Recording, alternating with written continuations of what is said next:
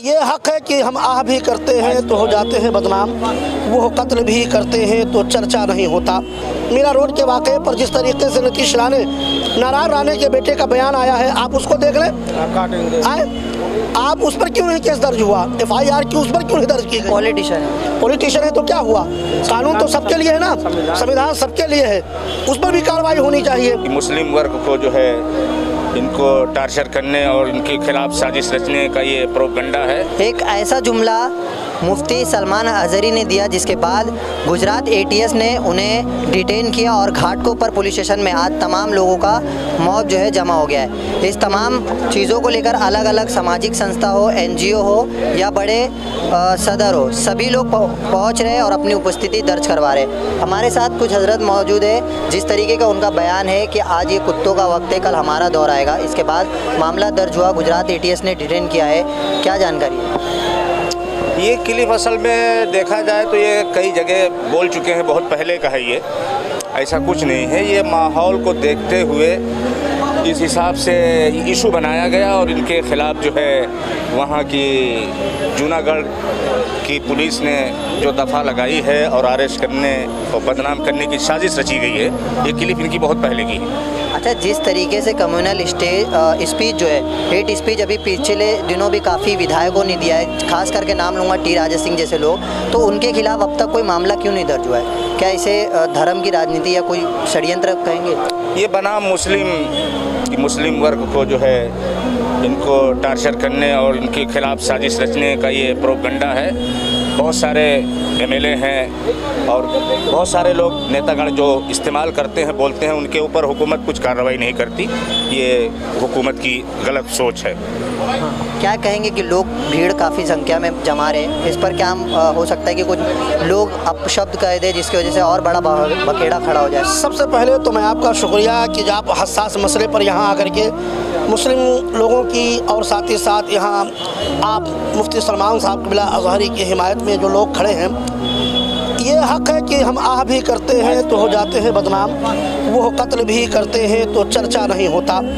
मुफ्ती सलमान अज़हरी साहब क़िबला जमात अहले सुन्नत के मशहूर इस्लामी स्कॉलर हैं और आज ये नौजवान तबका जो आप देख रहे हैं उनकी मोहब्बत में यहाँ आए हुए हैं। आपने इश्क़ रसूल की जो शमा नौजवानों के दिलों में पैदा की है, ये आज उसकी देर है कि आप ये इतनी भीड़ देख रहे हैं। आपने सवाल किया अफजल साहब कि बहुत सारे MLA MP इस तरीके टी राजा, मैंने नाम भी, हाँ टी राजा, मैं आप तो टी राजा की बात कर रहे हैं। मैं अभी हाल ही दिनों में मीरा रोड के वाक़े पर जिस तरीके से नीतीश नारायण राणे के बेटे का बयान आया है, आप उसको देख लें। आप उस पर क्यों नहीं केस दर्ज हुआ? FIR क्यों उस पर क्यों नहीं दर्ज की गई? पॉलिटिशियन है तो क्या हुआ? कानून तो सबके लिए है ना, संविधान सबके लिए है, उस पर भी कार्रवाई होनी चाहिए। मुफ्ती साहब क़िबला के जिस बयान को लेकर के ये कुत्तों का दौर आया है, मुफ्ती साहब क़िबला ने किसी का नाम नहीं लिया है। पहली बात तो ये होनी चाहिए कि सिर्फ लफ्ज़ कुत्तों का इस्तेमाल किया है, उन्होंने नाम किसी का नहीं लिया है। फिर जो लोग इस तरीके से वावेला मचा रहे हैं, एक बड़ी आवाज़ को दबाने की कोशिश की जा रही है। आज मुफ्ती सलमान अज़हरी साहब क़िबला एक जमाती सतह पर बहुत उभरते हुए हमारे कायद हैं, इसलिए उनको दबाने की कोशिश के तहत यह कामिल किया गया है। अच्छा, एक लोगों से अपील कर दीजिए कि मुफ्ती अज़हर साहब ने भी जो है अपने ऑफिशियल हैंडल पे बताया है कि लोग सिर्फ दुआएं करें और ऐसा भीड़ जमा करके कोई लॉ एंड ऑर्डर बिगाड़ने की कोशिश ना। देखिए अफजल भाई, हमारे उलमाए किराम तो हमेशा उन्होंने अमन व अमान और साथ ही साथ मुल्क के भाईचारा के लिए उन्होंने हमेशा अपील की। मुफ्ती साहब क़िबला की तकरीरें आप सुनेंगे ना तो आपको ये महसूस होगा कि मुफ्ती साहब क़िबला मुल्क की जमहूरियत और साथ ही साथ यहाँ के वक़ार के लिए उन्होंने हमेशा बयान दिया है। आज भी मैं कहता हूँ कि मुफ्ती साहब क़िबला ने जिस तरीके से अपने चाहने वालों को और इश्क़ रसूल में मर मिटने नौजवानों से जो पैगाम दिया है कि आप लोग अमन व सुकून बरकरार रखें, हमारे लिए दुआ करें, मुल्क के लिए दुआ करें, इसलिए मैं नौजवानों से आपके चैनल के द्वारा मैं नौजवानों से अपील करूंगा कि हमारे नौजवान इश्तियाल अंगेज़ी का मुजाहरा बिल्कुल ना करें, बिल्कुल अमन व सुकून का माहौल बना के रखें। मुफ्ती साहब क़िबला इंशाअल्लाह बाइज़्ज़त बरी होंगे और जो लोग इस वहम में हैं कि मुफ्ती साहब क़िबला को हम गिरफ्तार कर लेंगे, याद रखें कि मुफ्ती साहब क़िबला एक वो चेहरा है इस वक्त जो अल्हम्दुलिल्लाह अहले सुन्नत वल जमात का चेहरा है। इसलिए मुफ्ती साहब क़िबला की आवाज़ को अगर कोई दबाने की कोशिश करेगा तो याद रखें कि मिट गए, मिटते हैं, मिट जाएंगे आदा तेरे, ना मिटा है ना कभी मिट ना मिटा है, ना मिटेगा कभी चर्चा तेरा। मैं फिर तमामी लोगों से कहूँगा कि आप लोग ख़ास तौर पर नौजवान तबका अमन और सुकून बरकरार रखे, मुफ्ती साहब क़िबला की बाइज़्ज़त रिहाई के लिए दुआ करें। यही पैगाम हमारा भी है और साथ के साथ उलमाए किराम ने भी यही पैगाम दिया है। इसलिए मैं आपका शुक्रिया अदा करता हूँ कि आपने मेरी आवाज़ को यहाँ तक पहुँचाने की कोशिश की है।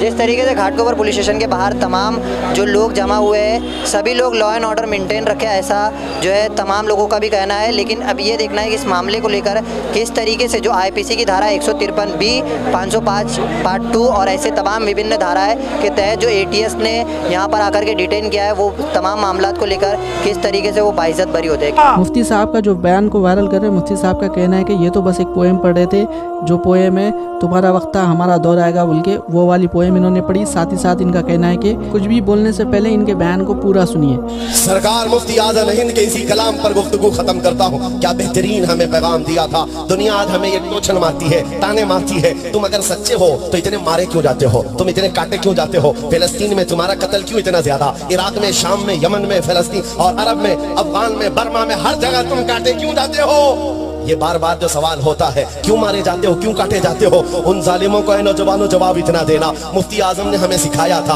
हम परवाने हैं मोहम्मद रसूलुल्लाह के, तू शम्मे रिसालत है, आलम तेरा परवाना। और जो परवाना होता है वो मरने के लिए ही पैदा होता है, जीने के लिए नहीं आता है। परवाने की जिंदगी अपनी शमा की मोहब्बत में घूम घूम कर अपनी जान दे देना। और अगर हम किसी सरजमीन पर काटे जाते हैं, मारे जाते हैं, तो एक बात याद रखो, हमारे मर जाने से इस्लाम खत्म नहीं होता। इस्लाम को खत्म होना था तो करबला में खत्म हो जाता, लेकिन इस्लाम की ये सच्चाई है, इस्लाम जिंदा होता है हर करबला के बाद। लब्बैक या रसूल अल्लाह, न घबराओ मुसलमानों, अभी खुदा की शान बाकी है, अभी इस्लाम जिंदा है, अभी कुरान बाकी है। जो रोज हमसे उलझते हैं, अभी तो करबला का आखिरी मैदान बाकी है। कुछ देर की खामोशी है, फिर शोर आएगा।